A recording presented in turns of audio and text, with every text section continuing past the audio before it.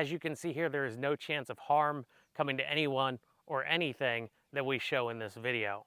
Hey everybody, I'm glad you could join me again. Do you like technology? How about optics with built-in video and photo capabilities? Or perhaps the ability to also tell you just how far it is to your target using a built-in laser rangefinder? What if I also told you that this optic can see in the dark, combining digital night vision and thermal capabilities? Well, I have an optic right here in this box that does all of that, and I'm very excited to show it to y'all. That's right everyone, it's time for another WV Guns and Goats video.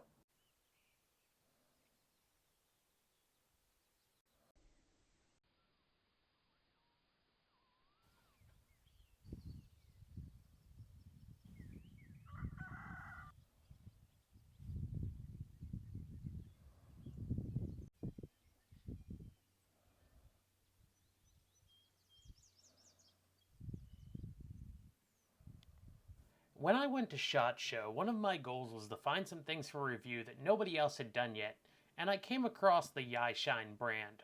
Well, that's what they were called at the time. They are now known as Shinenyx, and their website is www.shinenyx.com. They happen to have 3 different optics at the show. The AIM 101 you see here, this is their entry-level optic. They had another rifle sight with a huge 98mm, that's almost 4 inches in diameter, front lens, and they also had a monocular style unit. When I looked for some coverage on YouTube, there just wasn't anything out there except some videos that the company had put out themselves.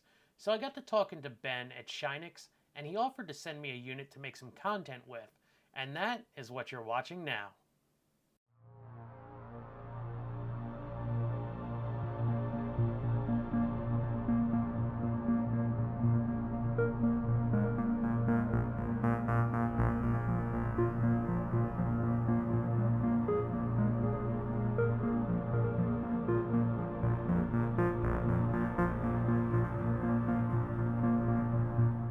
Before we get started, I'd like to ask you to please like, comment, and headbutt that subscribe button to join the herd here at WV Guns and Goats.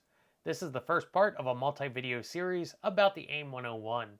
This video is going to cover everything that comes with the optic, the specifications of the unit, and how to use the optic's multiple buttons and in-scope menu functions. This video will also include a good bit of footage showing off the unit's performance. The next video will be the optic put onto a rifle and taken to the range to sight in, as well as some actual target shooting. The last video will be comparing the AIM 101 to a regular thermal scope, as well as an ATN X-Sight 4K digital night vision scope, as well as more footage taken through the unit. Before we get further into this video, something to note is that I am using an iPhone 13 Pro to film through this optic. However, when looking through it with the naked eye, the image quality is even better than what you are seeing in this video.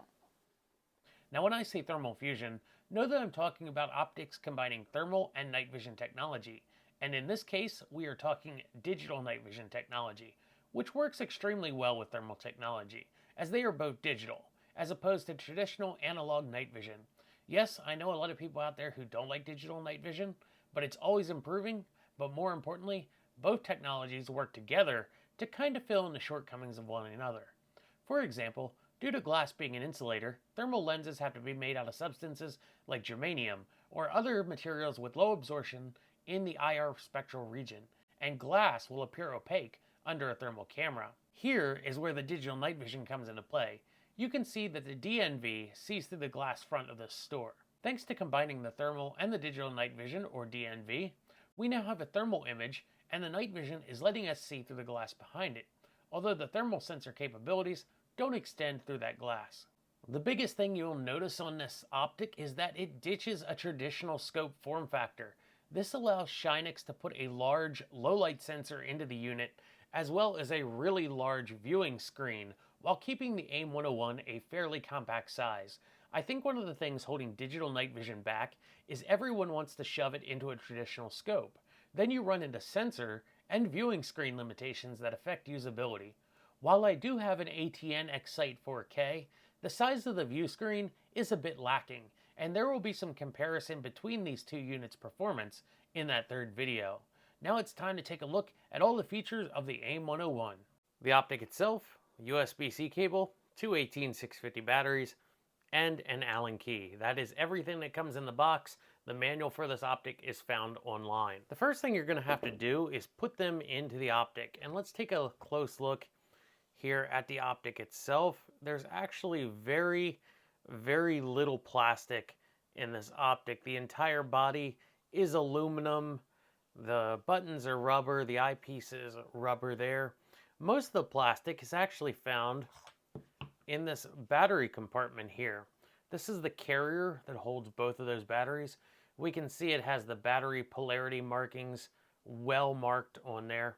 It has this lid here. You got to open that up first. You've got some cushion gaskets there, the gold colored springs, and the battery markings. So positive, positive right there, up, positive down. Close that. And now your battery carrier is back together. This is aluminum here, and the battery carrier has an O-ring around it, which gives this unit IP65 ingress protection. And now the battery carrier just slides right into the scope like that. Push it in, and it'll click, and it's very well made. Very, very nice, seamless fit right there. You may be wondering if the AIM 101 is a large, bulky optic, because it's really two optics in one. Well, I think you'd actually be pleasantly surprised. Check this out. We've got a Leupold Vari-X. I think it's a 2, 3-9 by 40 here. We've got them lined up back here. You can see that it is shorter than your standard hunting scope. So this optic will operate in temperatures as low as -30 degrees Celsius, which is -22 degrees Fahrenheit, up to 122 degrees Fahrenheit or 50 degrees Celsius. At the rear of the optic, we have this nice soft rubber eyepiece. This helps prevent light from getting in or out while you're looking at the 2.1-inch 1600 by 1200 screen. That's almost as big as an original Game Boy screen. So it's very easy on the eyes, no need to squint. It's not like you're looking at a little postage stamp screen inside of there. This knob right here is the zoom and the menu knob as well. We will cover that as well as these 4 buttons on top of the unit later in this video. On this side of the optic, we have the USB-C port. This port allows you to charge the unit when it's low on battery power, and they claim a life of 8 hours or 6 hours if you're constantly using this IR fill light that's on the unit here. You can also update the optic's firmware through this port and download any of the photos or video you have recorded to its 128 gigabytes internal memory. That's a good bit of memory, and you don't have to worry about buying SD cards or worry about another port getting dirt or water into it. On top here, we have a GPS panel. This optic gives you GPS locations, so say you're out hunting and you record a big deer on video, but you just can't take a shot. Well, you can come back later and look at those coordinates and know right where you were. Just type them into Google and it'll pop up on Google Maps. Look at all these lenses, guys. We've got an IR fill light over here, a thermal sensor, laser rangefinder, and digital night vision. To use the IR light, you press this latch button right here and fold that up to 12 o'clock. It's going to automatically turn on when the unit is on. And to turn it off, just press that latch button in again and fold it down and it'll turn off. The thermal sensor and the night vision sensor do require manual focusing, but it's very easy to do. This thermal sensor is a 384 by 288 sensor. They claim it can detect a hog-sized target out to 800 yards away and recognize that hog target up to 500 yards away. I have spotted and recognized deer at 400 yards, so I believe them there. It has a 25 frame per second refresh rate. Next is the laser rangefinder. It's good out to 500 yards on a deer-sized target, but in my experience on a large structure, I have gotten over 1,000 yards out of it. It also has the ability to adjust the bullet drop dot for yardage, but that is currently in very early stages. They say a full ballistics calculator is coming, where you can input the information on the ammo you are using into the scope, and it will adjust more precisely. But for now, it's just a very basic system.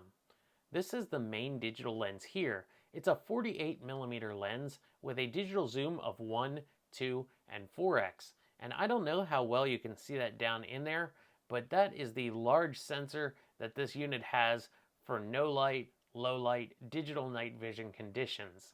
With this optic being digital, you can use it during the day. However, it is still in black and white or thermal overlay colors. It does not offer a full color daytime mode, which I think would have been excellent, but the resolution is great. That image sensor is actually 1920 by 1200. It's a very crisp and clear image, and that sensor, when we were shooting footage through it, the darker it got, the better the image quality got. Now that we've gone over all the specs of the unit and looked at it close up on the tabletop here, let's go ahead and look at some footage through the optic, and I'm going to show you how to use it.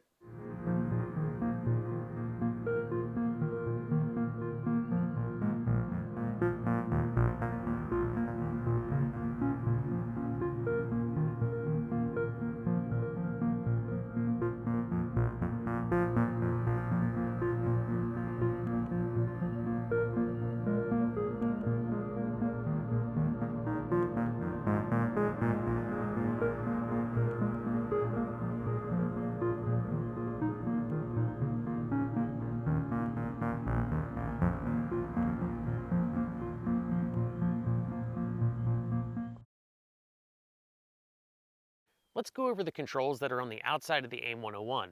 On the left side, there's a knob. If we turn this knob, it's going to adjust the magnification levels. However, if we click that knob, it's going to bring up the in-scope menu here. And we'll go over all the different menu options here in a moment. Now there's a series of buttons on top of the unit. The first one, the orange one, that's your power button. It turns the scope on and off. The next one is your laser rangefinding button. If you press that, it's going to activate the laser rangefinder. Below that is a camera button. Because this unit is all digital, it can take video and it can also take photos through the unit itself. Below that is the image mode button. If you press that, it is going to cycle through the various image modes this scope has. We are currently on digital night vision, thermal fusion with white being hot, thermal fusion with black being hot, and pure thermal. Press it again, returns us to the digital night vision mode. That is an overview of the external controls on the AIM 101. Let's go over everything we can see here. In the center, of course, we have our crosshair. To the lower right of that crosshair, you'll see another black reticle. And that reticle is for the laser rangefinder on this unit. If you want to rangefind a specific item, you just put that laser rangefinder crosshair on that item and you press your rangefinding button. It's then going to display the yardage to the target. To the right of the reticle is an inclinometer that tells you how many degrees off level you are, either uphill or downhill. At the 12 o'clock over the reticle is a compass. It's always going to display north and tell you how many degrees off of true north you are. At the bottom of the screen, on the left side, now this is blurred out, but there are GPS coordinates to where the scope is currently being used. On the lower right hand of the screen is a date and timestamp. At the upper right hand of the screen, we have 4 different icons. The first one indicates what image mode the scope is in. We are in digital night vision mode right now, indicated by the star. To the right of that is an indicator of what magnification level you are currently on. As you see, we are on 2x magnification. To the right of that, you have a little memory card symbol, and that shows you how much internal memory is remaining for photos and videos. And then to the right of that is a battery level indicator.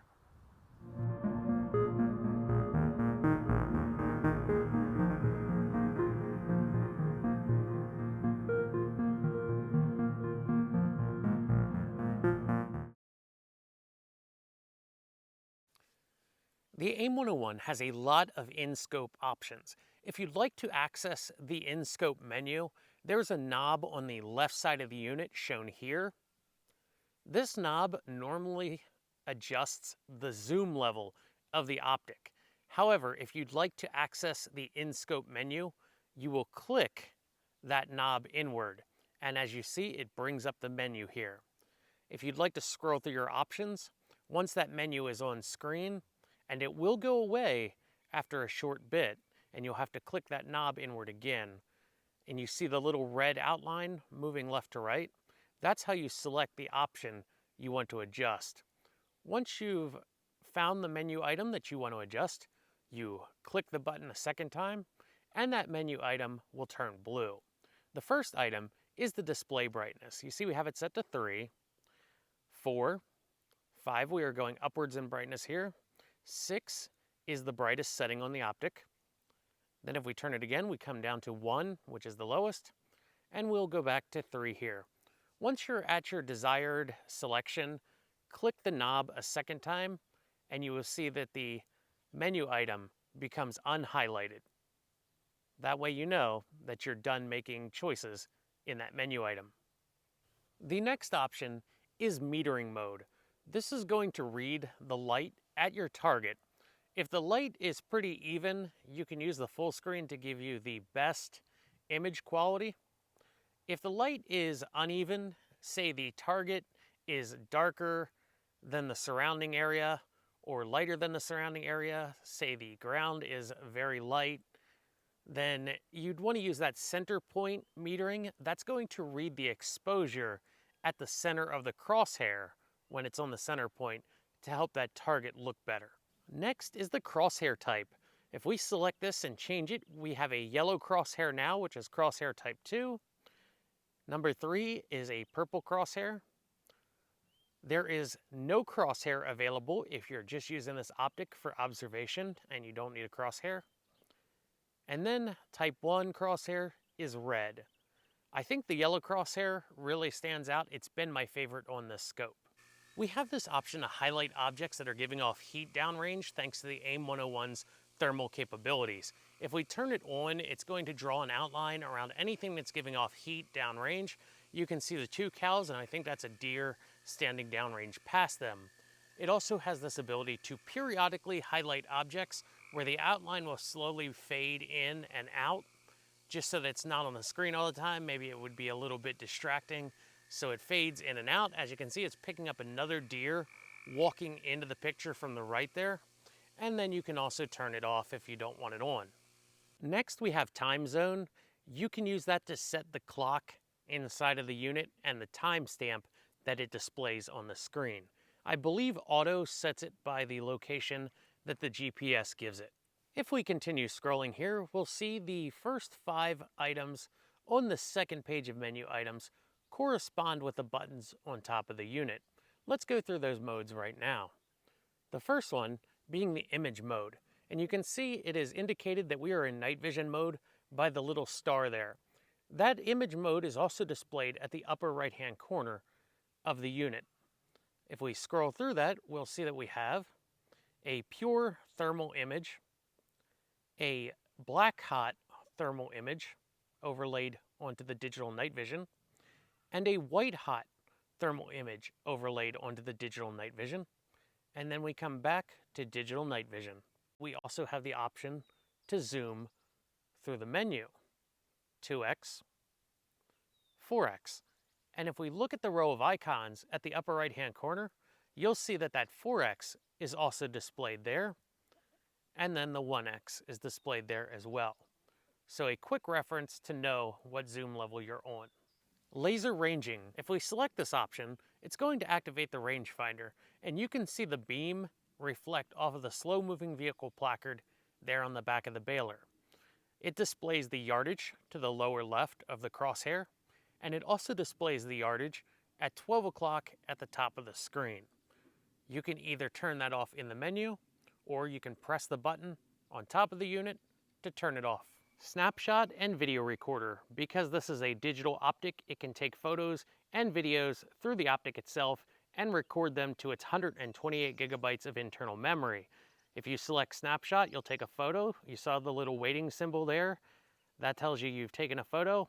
If you select video recorder, it's going to start filming. It has a built-in microphone on board this unit. You'll see the icon turns to a pause symbol and a timer starts at the upper left-hand corner. You can select video recorder again, and it'll stop recording video. These options correspond to the camera button on top of the unit. If we press the camera button one time, we will take a photo. To record a video, just press and hold the camera button. You'll see the timer appear again to indicate that we are currently recording video. Just press and hold that camera button one more time to stop recording video. Hit point adjusting in 100, 150, 200, 250, and 300 meters. This is part of the really basic ballistics compensation system that the AIM 101 has currently. They are working on a full ballistics suite where you can put in the bullet velocity, weight, etc., and it's going to give you a much more precise bullet drop compensation based on the distance that it ranges to the target. To use this current system though, you sight in at either one of those 5 distances, tell it that's the distance that you've sighted in, and it's going to try and give you a bullet drop compensation based on the distance that the laser rangefinder reads to the target.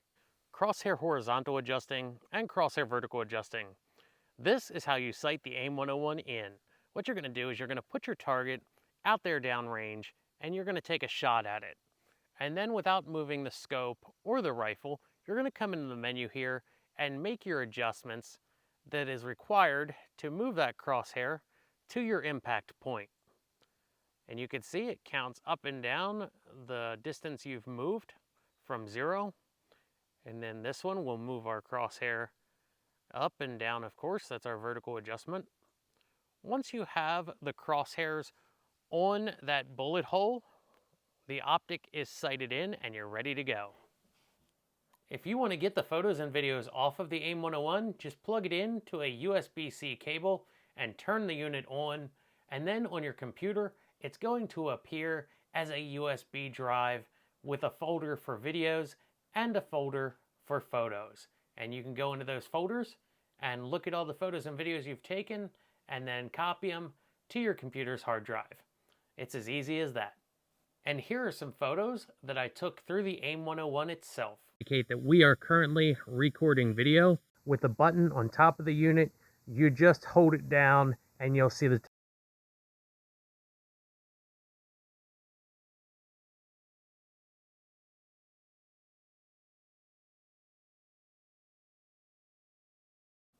Okay everybody, I hope you enjoyed that overview and how to use video on the Shinenyx AIM 101.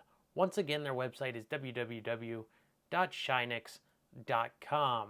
Thanks for watching everybody. There are more videos coming on this optic, so watch for those. Once again, this has been another WVGunsNGoats video, and remember, if you're not out there having fun shooting, what are you doing?